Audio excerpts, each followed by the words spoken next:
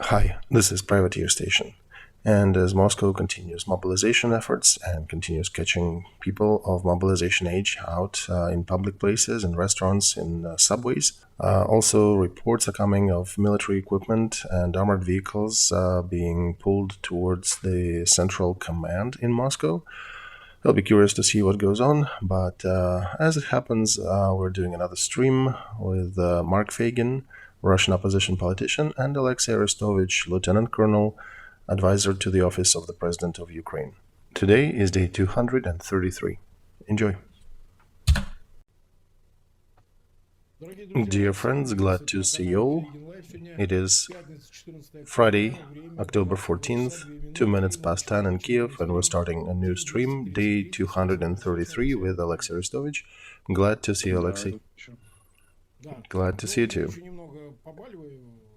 I'm still a little bit sick, but still we have to do that stream. We have 104,000 watching us live. Almost 30,000 of you clicked the like button. Big thank you to everyone who decided to join us on this Friday. Our voice, sorry about my voice today. It will be sort of from the horror movie, but I hope I'll recover soon. Then, as usual, I asked everyone to subscribe to our channel who has not done that yet, to Alexei's channel, and if you are watching that in English, subscribe to the Privateer Station. Alright, Alexei, let's start with the Frontline review. There are probably quite a few news there. There are not too many changes since yesterday.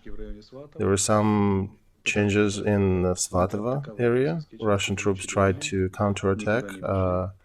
We kicked their butt and they did not go anywhere. Also, near Bakhmut, they moved a bit and we pushed them back as well. They're saying that they actually captured some locations near Bakhmut. Now they're lying dogs. We counterattacked and kicked them out. Again, our central command is not releasing any names yet for the towns and villages, so we're not talking about that. Gorlovka, there's not much, it's tactical.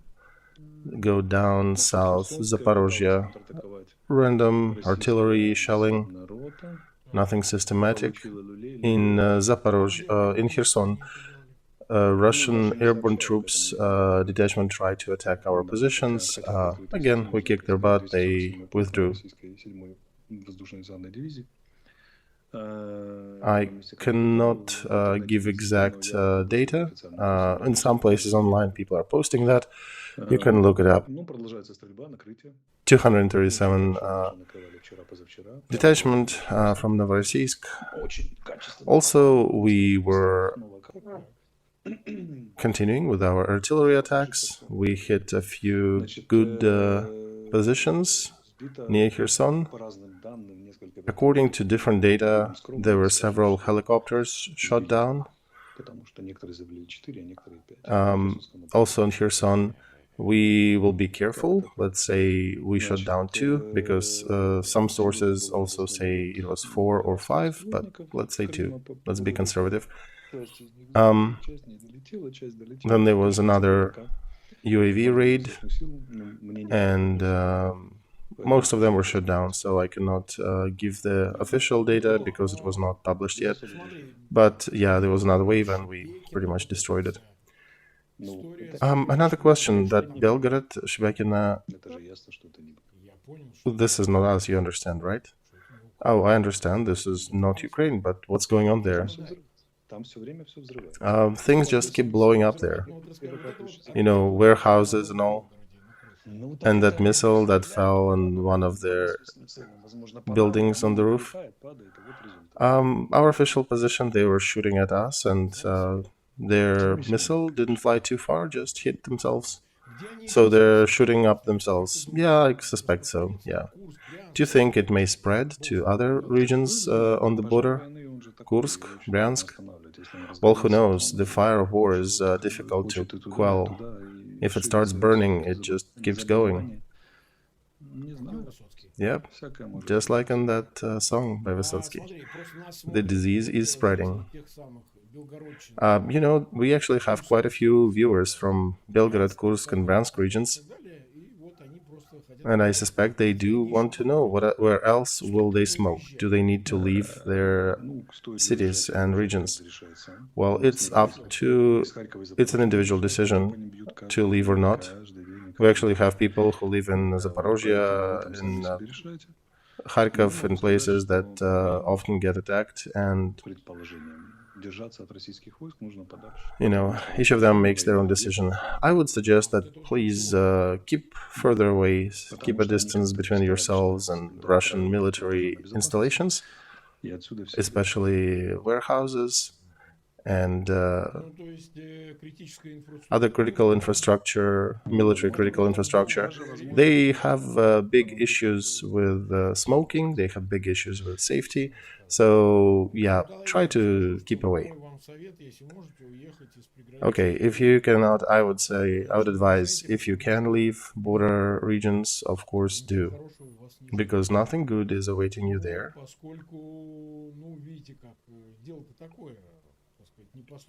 You may ignore that, but then by accident something may happen, some friendly fire accident. For example, we'll show you one document that got to my desk from some kind people. This document is called Krasnodar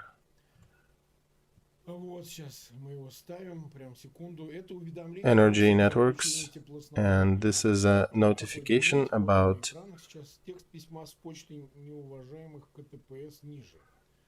disconnection of heating for the houses, and there is a list of different power plants that may stop working soon, and then there goes a big list of power plants with coordinates and everything. So I suspect these installations may become targets, or perhaps, as we call them, people will violate different rules, and that may lead to fires. Do you think it is? By description, yeah, definitely fits the bill. That's what is being sent around. Russians are sending in their own networks. Well, they obviously see it better what's going on in their country. We take no responsibility for what's going there. It's theirs. Do you agree, though, with the statement that if they want to stop these accidents, they need to withdraw troops and deoccupy the territories in Ukraine? Oh, of course. If they withdraw everything and go back to the regional borders, many things will stop. I think they'll be much less accident-prone anywhere along the border and deeper in Russia. But, Putin's regime is very doubtfully so. We'll even consider that. Okay, mobilized people. More and more and more messages are being sent to their families in Russia that people are dying on the front, especially from Samara. I have still a lot of friends there. Oh, you were a mayor of Samara, right? I was vice mayor. It was back in the 90s, but I do have contacts, yes.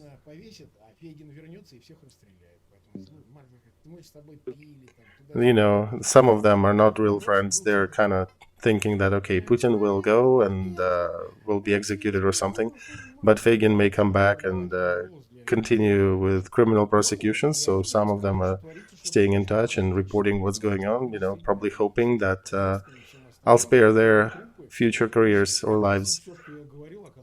So yeah, they are actually reporting that they are getting those writs in numbers about basically death notes of those mobilized people. And they are seriously surprised. They basically coming back saying, oh, those things Ukraine was saying are true.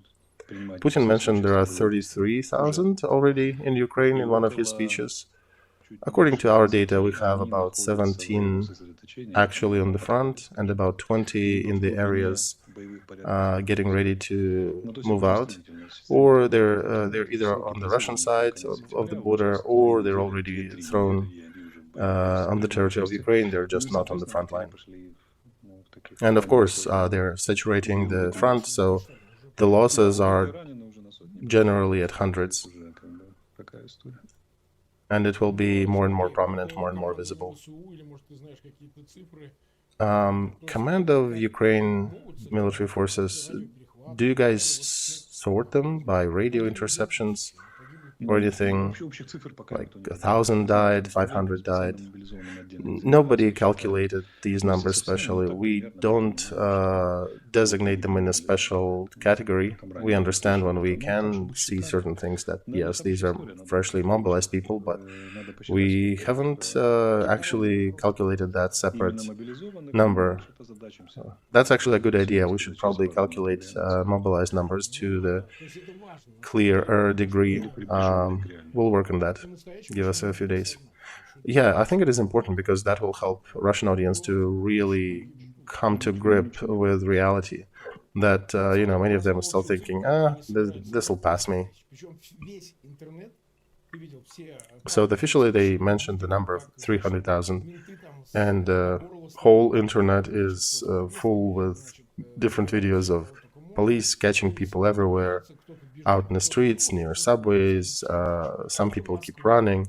And yeah, Moscow, St. Petersburg, not just some remote villages and towns. You cannot hide in food courts. They are taking everybody who served, who didn't.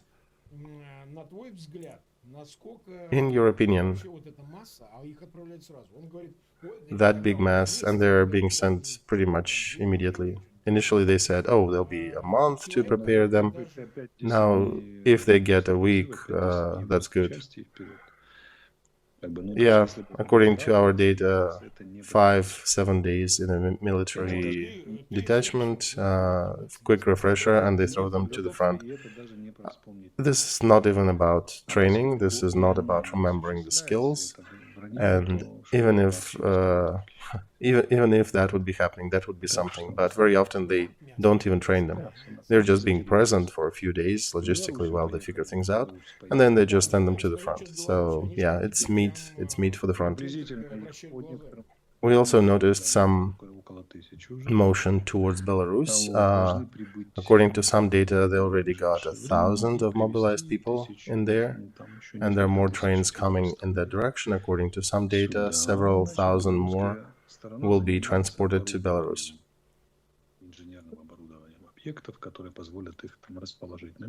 So Belarus is now building barracks, building facilities that would allow these newcomers to exist with some water supply, with bathrooms and some heating. Belarus is also doing some mobilization efforts, but it's hidden, it's covert, and they're mostly picking people who have experience with construction experience. So it's curious, but it seems like their main task is not to fight with us, but to build barracks and build facilities for the Russian troops. So if you think they might let Russians go through their territory from the north, but they would not engage themselves. Yeah, this is a very low probability. It's not zero, but we need to leave some percent, but it's very, very low. All right. I understand Putin is trying to twist the hands of Lukashenko, but I don't think he'll succeed in twisting, because they're still taking a lot of ammo and weapons from Belarus to Russia. They literally transport a ton of them to Russia. So I think they came to an agreement that from a bad sheep, maybe a little bit of wool, and Belarus, you guys at least build us barracks and give us ammo and weapons. So it'll be Mobiks, this freshly mobilized, who will go fight. Who else? 85% of the cadre military is dead. 15 still alive, and they're going through rotations. And some of them, for example, are in Belgorod region. They have camps for about 25,000 people, but they barely could form 4 to 6 battalion tactical groups on these facilities. So imagine that you filled with mobilized these facilities with 25,000 people, but you can only produce 4 to 6 battalion groups out of that, 1/5. This is a big that shows a big logistical, big organizational problem. So they can imagine they call up 100,000 and they can only send a fifth of them. We'll finish them, and then the second wave, what? They send the second wave and tell them, hey, we got no Kalashnikovs for you, go to the field, they're still laying out there in the hands of the dead ones, go take them and keep fighting. And then they'll be like right now in Bakhmut, where it is so saturated with dead Russian soldiers, our Russian citizens who are mobilized, however you call them, but they're literally trying to make those advances over the bodies of dead ones. So I understand the second wave that'll be coming will have even less equipment. So chances are it'll be like in Stalin times. Hey guys, we have no weapons for you. Go to the fight, go to the battlefront, and you'll find some. You'll find some in the field, you'll find some in the trenches. Whatever you find, that's what you fight with. Yep, there's a chance. And you know, winter is coming. I did sleep. When I served in the military, I did sleep outside. And it's not a good story when it's cold, when it's winter. Do they, tell me if you know, do they have clothes? Do they have winter clothes? Well, Belarus got a lot of orders for new dress and winter clothes for them, and they did manage to provide that for the first wave. But you know, there's limits to their production capacity.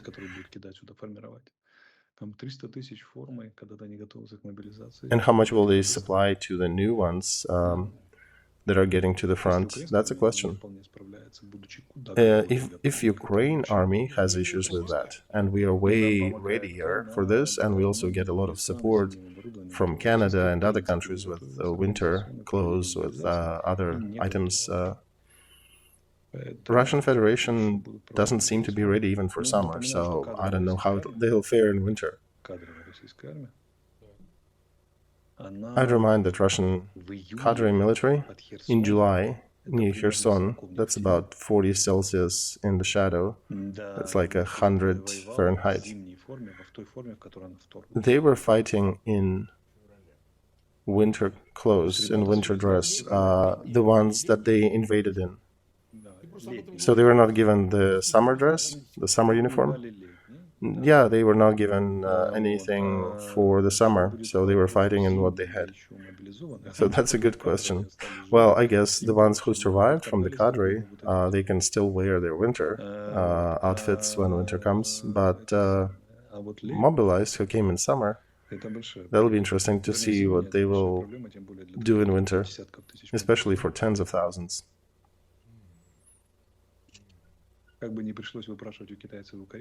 They might need to start begging Chinese and Koreans or Iranians for that, and then we'll see fighters with very interesting camo patterns, right?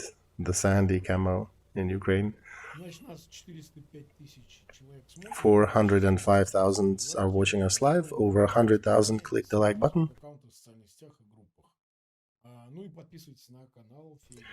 Please share links. Please subscribe to Olexiy Arestovych, to Mark Feigin channels, and to the Privateer Station if you have not done that yet, and click that bell button. So Putin is saying, yeah, we sent 300,000 and everything will be done in a week. Basically, every time he opens his mouth, he is lying. He always lies. He is pacifying, you think, his population? I think that's my position. He's probably trying to pacify people. Yeah, I think he's playing that old card that Tsar is good, people are good, nobles are bad, and they sometimes make mistakes. in different locations, but Tsar will take care of you. So Putin says we'll mobilize 300,000. Reznik, Minister of Defense of Ukraine, says we already have 1 million serving. So looking at this with logic, what can you do with 300,000 against 1 million on the front?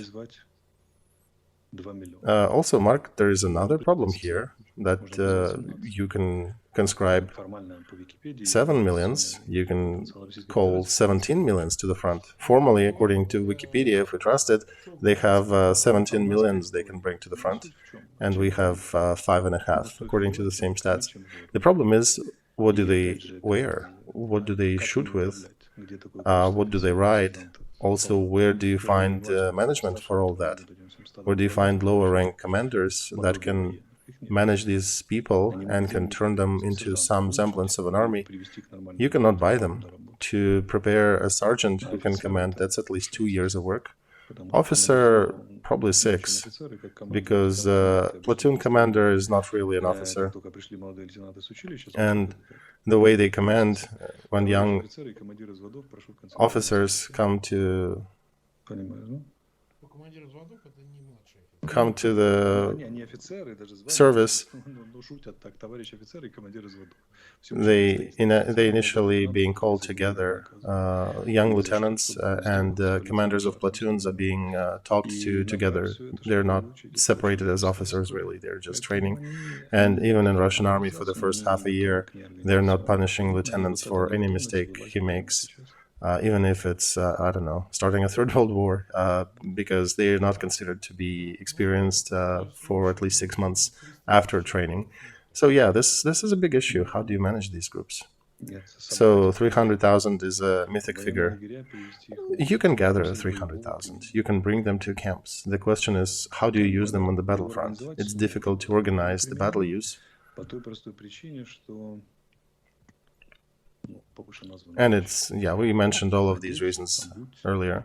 Dress, shoes, weapon, ammo, command, and then figure out how these detachments work together. This is a much more complicated task than gather somebody, find him in the city, kick him in the butt, and put him in a bus or a plane to send to the front. They do not have resource to turn these people into army. All kinds of resource, from logistic, management to material. How many of them will become true military, will reach the front and will be able to fight there with some degree of effectiveness? That's another question. All right, another statement that he made.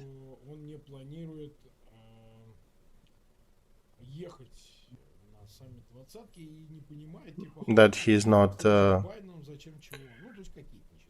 made his mind about going or not to G20. He's meeting with Biden. He doesn't see the reason. So it's, I think, normal, Mark. Politicians come to big events, big meetings when they have a high chance of signing something.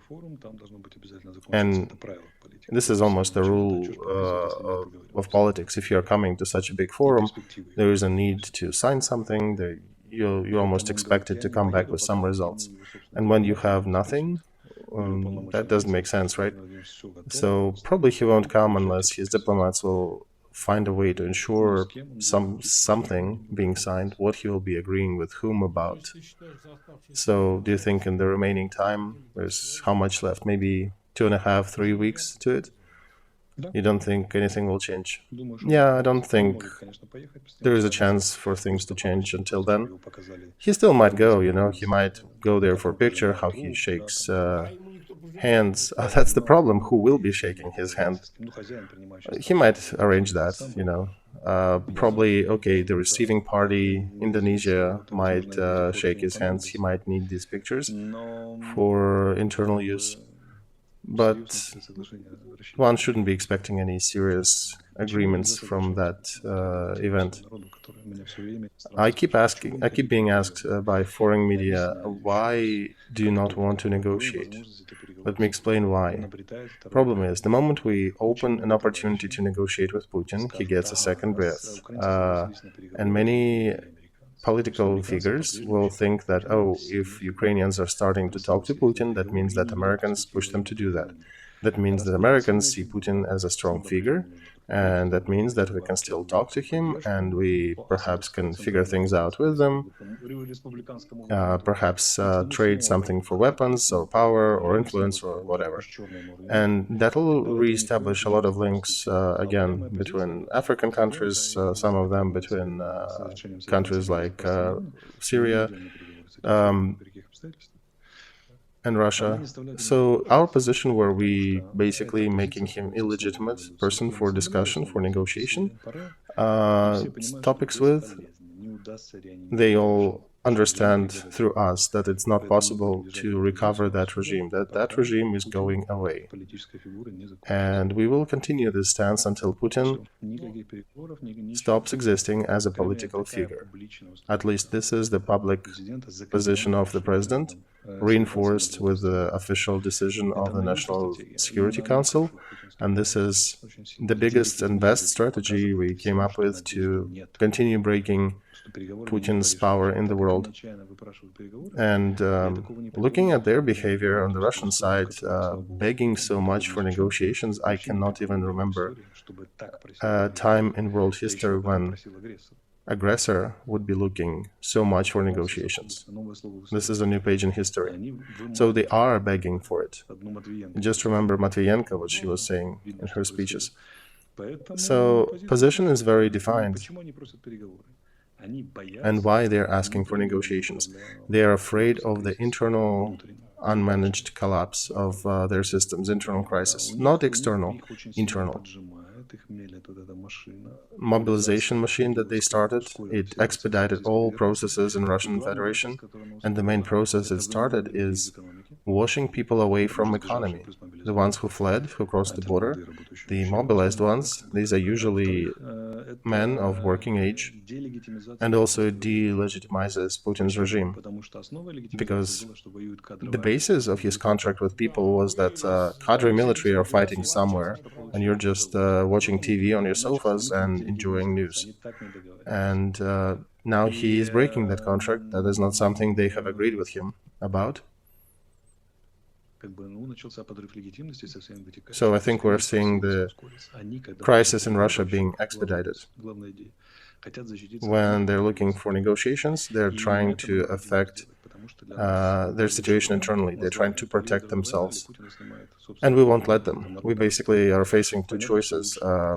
Nuclear attacks by Putin on us, or perhaps in Russia there'll be an internal uprising, an internal revolt or coup, and Russian citizens will take him out before he makes a decision about using maybe even tactical nuke on the front. That is probably a better option. If they figure it out internally.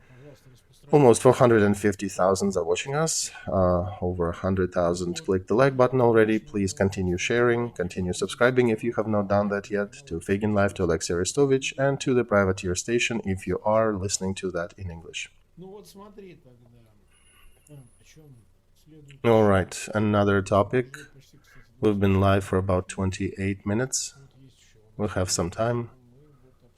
So let's talk about this. By the way, tomorrow we'll have a stream? Yeah, all's good. Okay, tomorrow I expect I'll be better. Yeah, I see different messages in chat. Feygin, stay strong. Yeah, I also got asked today, including some TV personalities, what's going on with Mark and his voice. But yeah, they're asking concerned, sincerely concerned. No, they're not asking you like the end of competitor.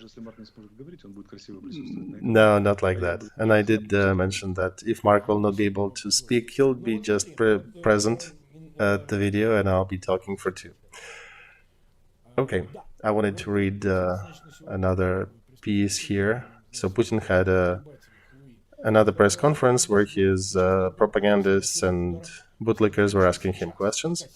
He said that right now they do not have need for continuation of missile strikes. I can translate that statement. We re-evaluated the cost of these strikes and the effectiveness, and we understand that it is not effective, so we'll continue looking for other ways because the results of that attack were unsatisfactory. Today, Minister of Defense of Ukraine, Reznikov, posted this table about missiles. Russia had 900 Iskanders, have 124 left. Calibers, they had 500, they have 272 left.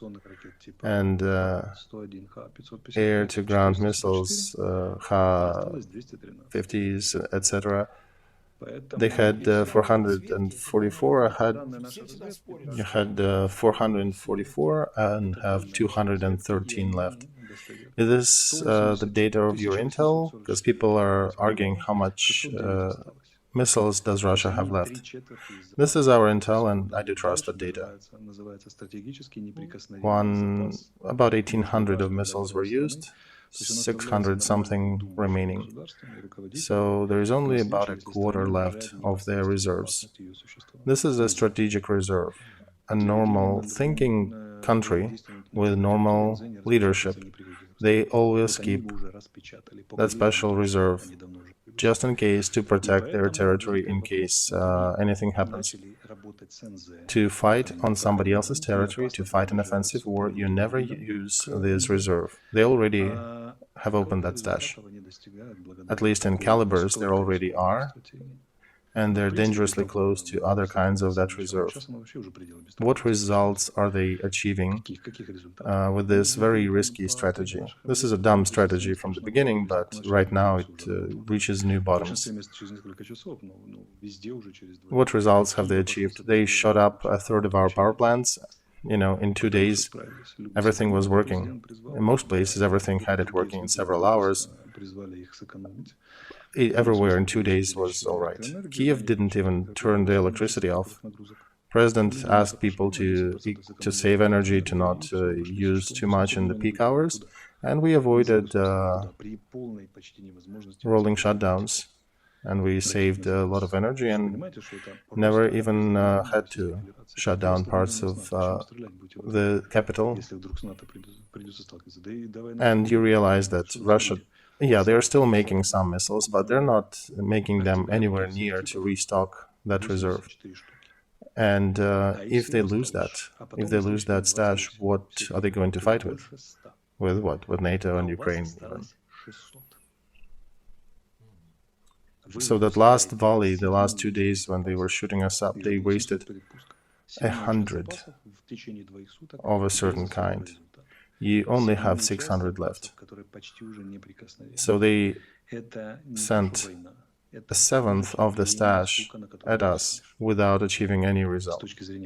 A seventh from the number that is almost a reserve, a strategic reserve. This is not war. This is basically chopping the branch that you are sitting on. And I think Russian military finally convinced him that he shouldn't be doing this stupidity. Perhaps using missiles on some targets, maybe, but not mass. Although there is another problem. When they're targeting something with, just a couple of missiles, we shoot them down with 90 to 100% effectiveness. So for them, there is a dilemma. If you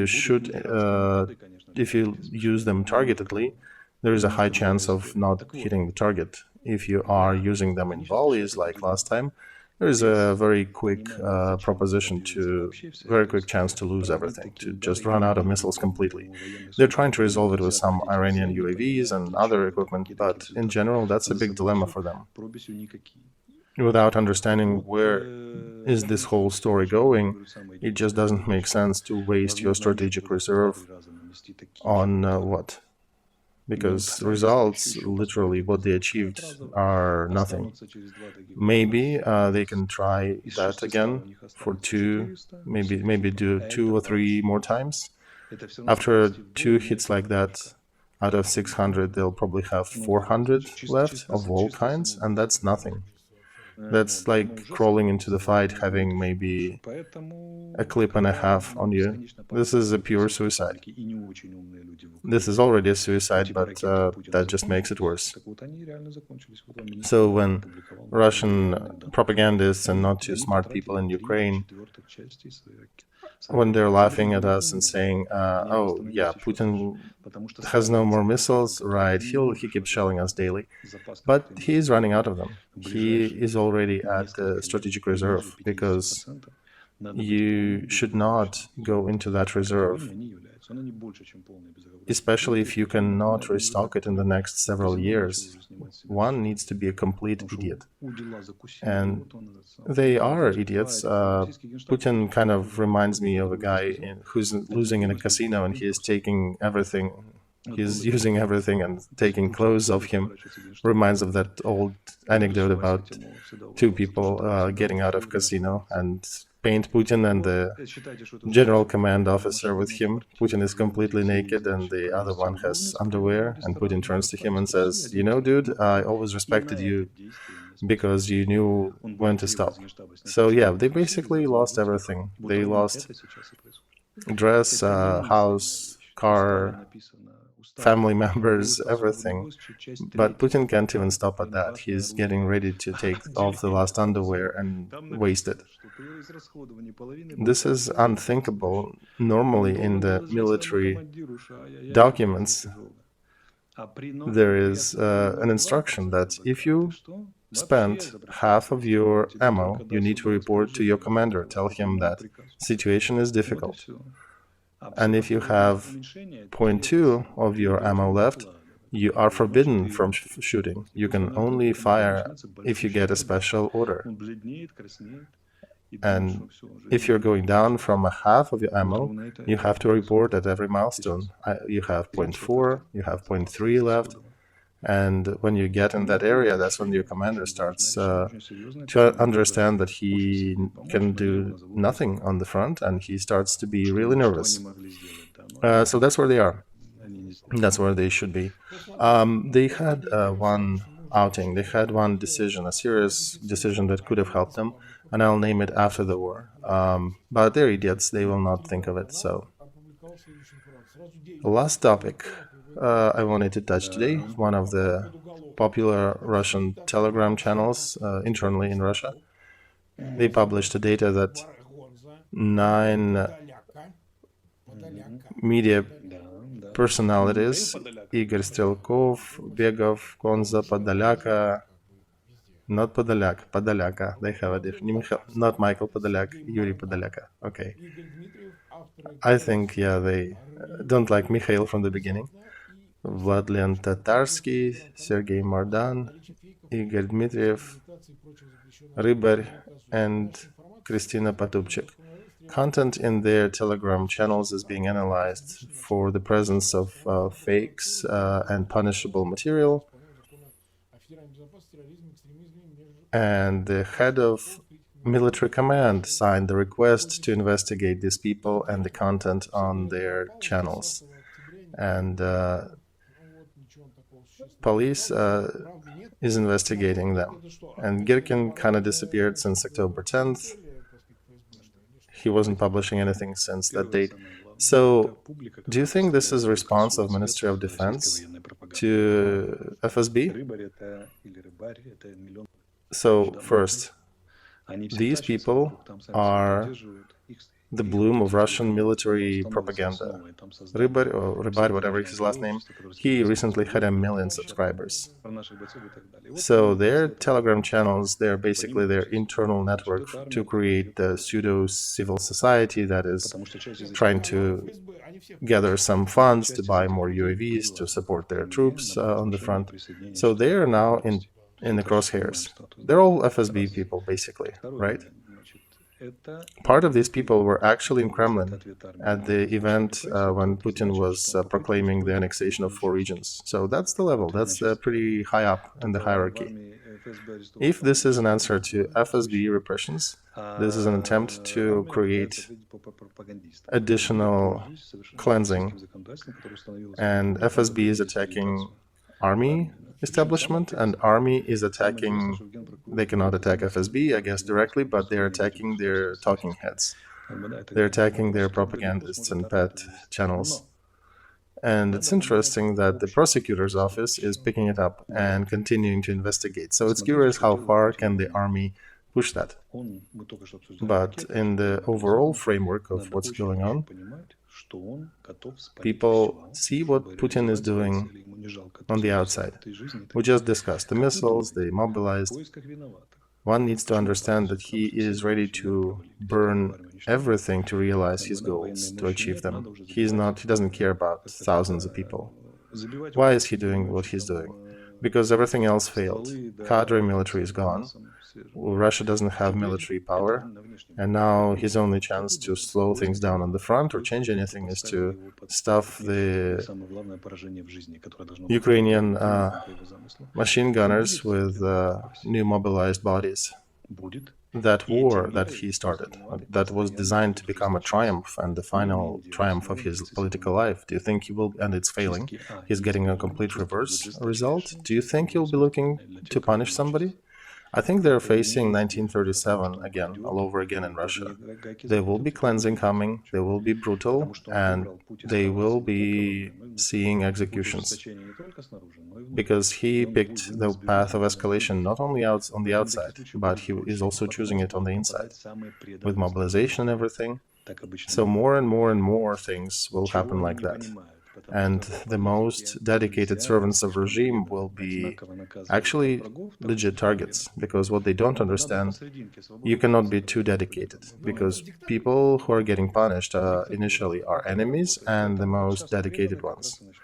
That's like proper dictatorship. You need to be somewhere in the middle. You got to be somewhere moderate to survive a little longer.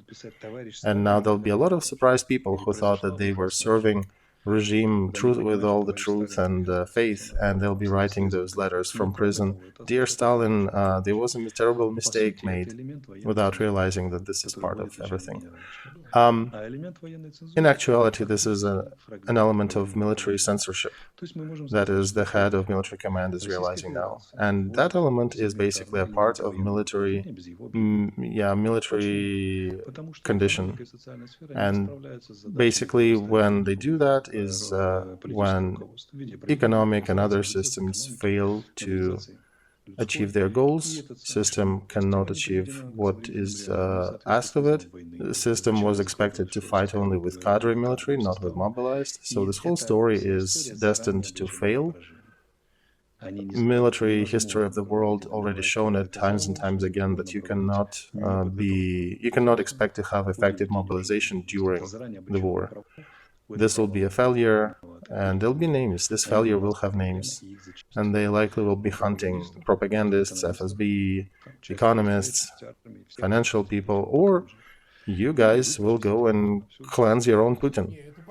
You know, that will be last. I would appreciate if he cleanses some of his bunch first, and then it'll leave us less work to do. Let's wait till they start eating each other. I'd appreciate if that happens. Okay, a little break before we conclude. 1 minute announcement. We are continuing our project, Feygin and Arestovych. It's a charity project. We are figuring out a task of how to send money to the girl in Nikopol who lost her legs. We still did not have a point of contact, a reliable point of contact there, so please help us. So by Monday we perhaps have a good person to reach out to and send money to support that girl. Also, so remember there was a boy, Rak, a 12-year-old guy who was selling milk to get some prosthetics for his mom. So I saw the video. They are traveling to Europe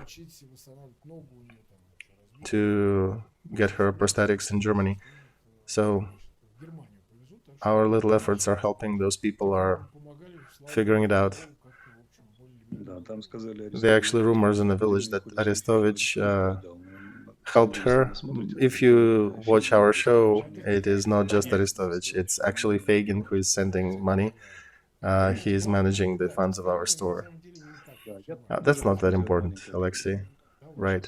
I want to make another announcement. Today is a big holiday. It's a triple holiday. It's the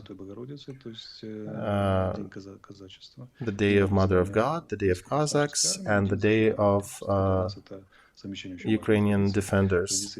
This is a big trifecta for us, big three holiday set. And today, the Council of all the religious organizations of Ukraine, I don't know of anyone, if any of that happened before, they basically gathered and they divided our troops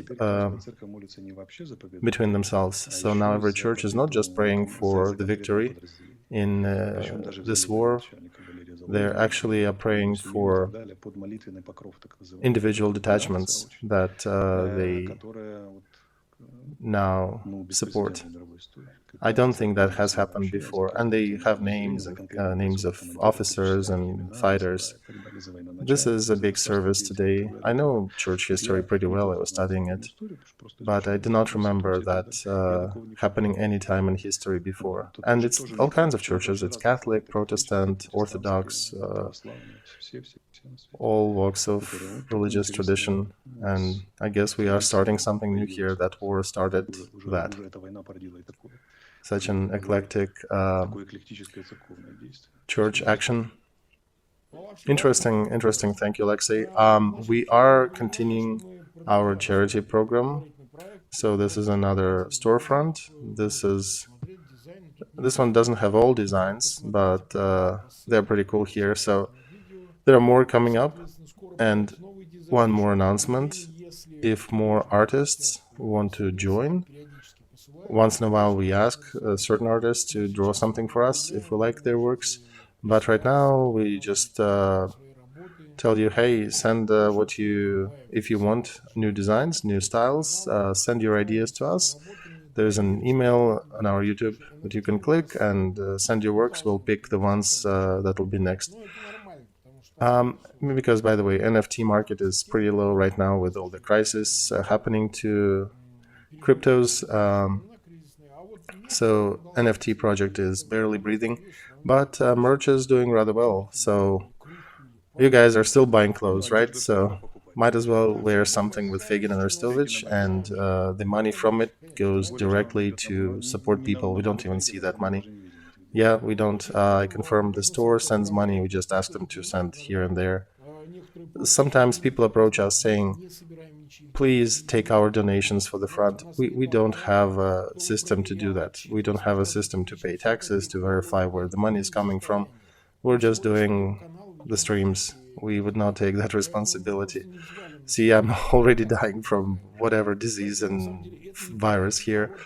So the easiest way, if you want to partake in that, just go to the store, buy some merch, and we'll find legit people who can greatly benefit from your help.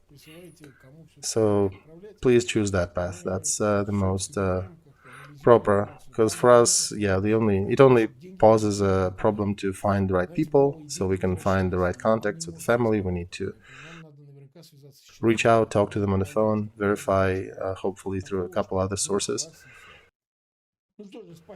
just to do some due diligence. All right, thank you, friends. We'll see you tomorrow at the same time. 485,000 watched us today, 170,000 plus. Click the like button. See you tomorrow, Olexiy.